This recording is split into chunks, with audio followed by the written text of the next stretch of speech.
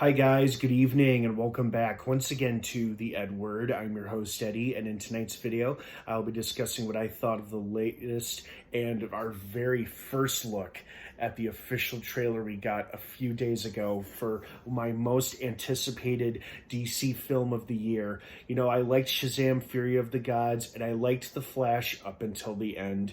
I did not care for the final 5 minutes of that movie, but overall, I liked it. Still have to see Blue Beetle, but my most anticipated DC film of them all has got to be the highly anticipated sequel to my #1 all-time favorite DCEU film, Aquaman.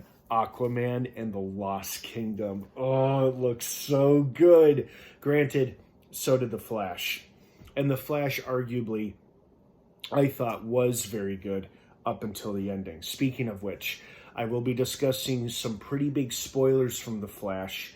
If you still haven't seen it after the past 3 months, you're not missing much, but I will warn you that I will be discussing a pretty big spoiler from The Flash regarding what I hope we don't see with Aquaman and the Lost Kingdom. So that being said, watch this video with extreme caution. If you haven't seen The Flash, again, watch this video with extreme caution. Anyway, so about this movie now. I am very excited. I understand there's been a lot of unfounded rumors and speculation about reshoots, no matter how big or small they may be. Supposedly the reducing of Amber Heard's role as Mara.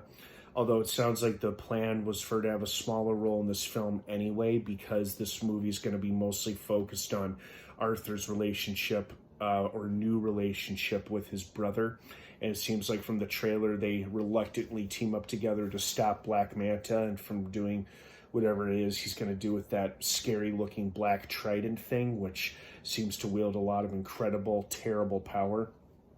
But I know a lot of people don't care for Amber Heard. Personally, I'm indifferent about that whole situation with her and Johnny Depp. I like them both fine as actors, but as people, I don't know them, so I can't really judge or say. But I know a lot of people like to take his side in that matter, so whether or not that means Amber Heard will continue playing Mara from now on, who knows? Only time will tell.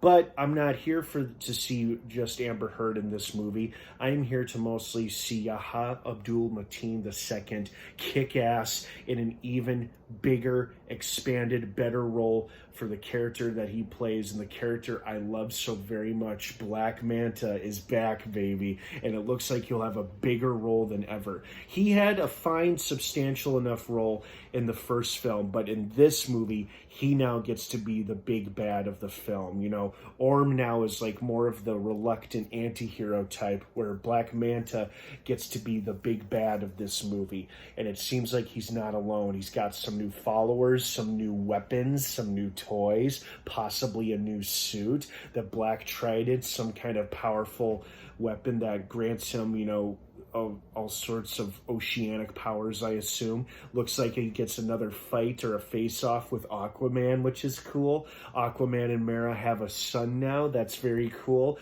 And he's still king of the 7 seas, and his folks seem to be doing fine. Except it did look like in this trailer his dad's lighthouse does burn down at some point, or at least sustain some fire damage. So we'll have to watch the movie and see. So I'm very excited for this movie. I don't think it'll be as big a disaster, a financial disaster, I should say, as the other previous DC films. I think Blue Beetle did relatively okay. It wasn't a huge hit, but it did okay. Shazam! Fury of the Gods and The Flash, neither were received very well financially or critically. But I feel like that's going to be different with Aquaman and the Lost Kingdom because, you know, this is a sequel to one of DC's best movies and my personal favorite. So I feel like there's going to be a lot of positivity connected to this movie. And a lot of people, myself included, will go to the theaters to see it. And it should be a lot of fun. It should be a big holiday hit as it comes out December 20th of this year. Now, what does the future have in store for Aquaman and all these characters in this film? I don't know. You know, James Gunn didn't announce a third Aquaman film when he was talking about the first slate of films and TV shows he and Peter Safran are making under the new DC rebooted universe.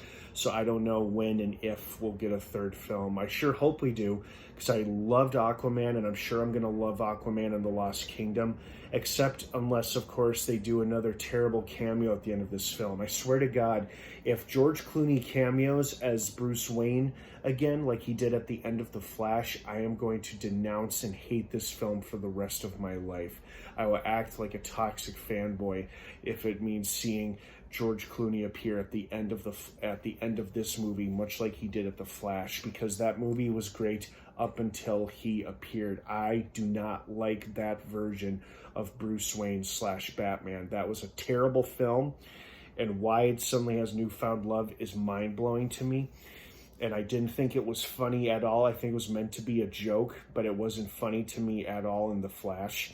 And I really hope they don't pull that same crap at the end of Aquaman and the Lost Kingdom. My biggest concern is that I'm sure I'll love this movie as a whole, but if the ending blows it by having Clooney return as Bruce Wayne, God forbid, as Batman in the terrible bat nipple suit, I am going to lose my fucking mind. And I don't mean that in a good way.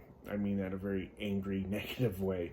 So I'm hoping Aquaman and the Lost Kingdom, if it does feature any cameos, and that remains to be seen until we see the movie, I am hoping Clooney is not one of them. With all due respect to George Clooney, who I like as an actor, I do not like his version of Bruce Wayne / Batman, which is why I was so incensed when I saw it in The Flash, because it made me very angry. Of all the cameos, of all the characters they could have done, they went with that, and it was for a laugh. Wasn't funny.